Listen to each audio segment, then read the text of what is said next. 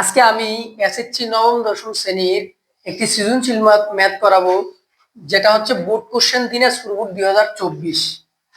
এখানে আমার উদ্দীপকে কয়েকটা সেট গঠন পদ্ধতির মান দেওয়া আছে, বলছে এগুলোকে তালিকা পদ্ধতিতে প্রকাশ করো। এখানে এ সেট কে তালিকা পদ্ধতিতে প্রকাশ করতে বলছে।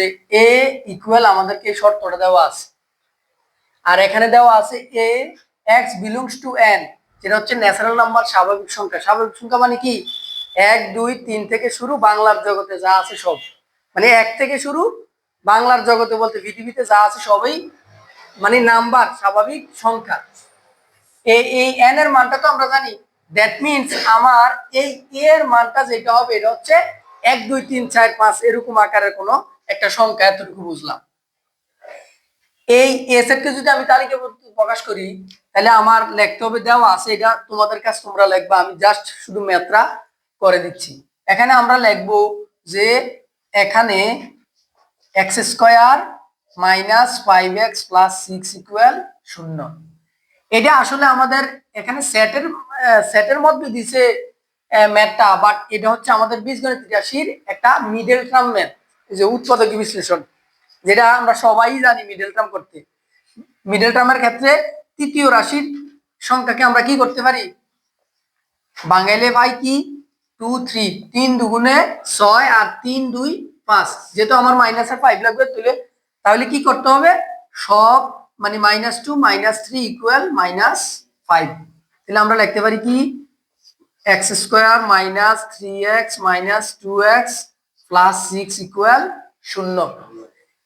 আর এই দুইটা রাশি থেকে আমার পদ থেকে কমন যায় কত? এক্স। কি কমন যায়?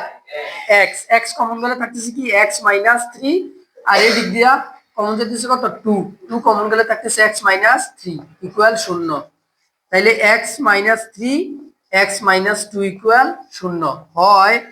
এক্স মাইনাস 3 ইকুয়াল 0 বা এক্স ইকুয়াল 3, অথবা এক্স মাইনাস 2 ইকুয়াল 0 বা এক্স ইকুয়াল 2। তাহলে আমার এ সেট কে তালিকা পদ্ধতিতে প্রকাশ করলে আমার এর মান পাইতেছি এ ইকুয়াল 2 3। এর মান কত? 2 3। হাত করাও। দ্বিতীয় নম্বরে আমার যে ম্যাথটা দেওয়া আছে, এটা হচ্ছে দেখাও যে পাওয়ার বি ইন্টারসেকশন সি এর উপাদান সংখ্যা 2n কে সমর্থন করে। এটা মেবি আমাদের 8টা 9টা বোর্ডের ভিতরে ম্যাক্সিমাম বোর্ডে প্রত্যেক সালে এই অঙ্কটা আসে। ম্যাক্সিমাম বোর্ডে এই অঙ্কটা মিস করে না, বাট এই জন্য আমাদের এই অঙ্কটা অনেক ইম্পর্টেন্ট। ওই যে আমি ওই গত ভিডিওতে 5টা স্টারের কথা বলে 7টা দিয়েছিলাম, এই কারণে এখন আমি সংখ্যাটা ডাইরেক্ট লিখে দিতেছি। এটা 100 স্টার কমন, মানে এটা আসবেই কমন। যেমন সবগুলো এই যে সেট ফাংশনের ক্ষেত্রে এই অঙ্কটা বারবার আসে বিধায় আমরা এটাকে কি করে নিলাম? 10 স্টার দিয়ে দিলাম। এটা আমাদের ম্যাক্সিমাম মানে সকল বোর্ডের কোশ্চেনটা এটা কত রকমের আসছে এগুলো দেখে যাব। তার মানে এই অঙ্কটা সমাধান করতে হলে আমার বি এর মান লাগে, সি এর মান লাগে। তাহলে আমার সি এর মান অলরেডি দেওয়া আছে, আর বি বলছে এও সেম আমাকে বলছে x belongs to n। n মানে কি? Natural number. ন্যাচারাল নাম্বার মানে কি? 1 2 3। তাহলে আমার এই সি এর মানটা এমন হবে যে মানটা আমরা আগেই ক্যাপচার করছি, কি 1 2 3 আকারে এরকম একটা মান আসবে। এখন বললা দিছে এক্সটা মৌলিক সংখ্যা। তো মৌলিক সংখ্যাগুলা কি? আমরা জানি যে সংখ্যাকে ভাঙলে ওই সংখ্যা ছাড়া অন্য কোনো সংখ্যা মেবি পাওয়া যায় না। তাহলে মৌলিক সংখ্যা কত? একটি মৌলিক সংখ্যা না, 2 3 5 7 এরকম আকারে যাবে। হ্যাঁ, তাহলে আমার লিমিট দিয়ে দিছে 11 থেকে ছোট, 11 থেকে কি ছোট। তাহলে আমরা লিখতে পারি কি বি ইকুয়াল কত লিখতে পারি?